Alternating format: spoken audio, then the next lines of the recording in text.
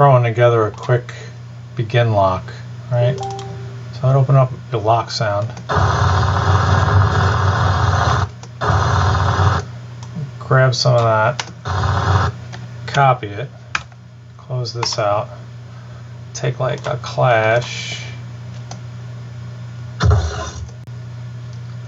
and paste that lock in here. Take this slide tool and have the lock be the last part of the sound.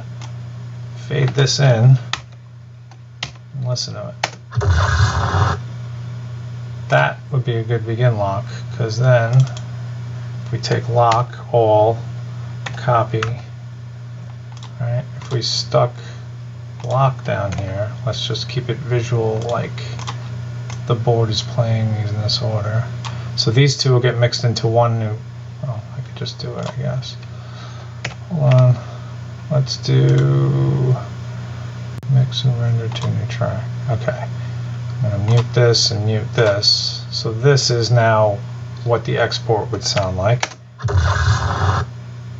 And if that were playing on the board, it would play right into lock, and it would be this.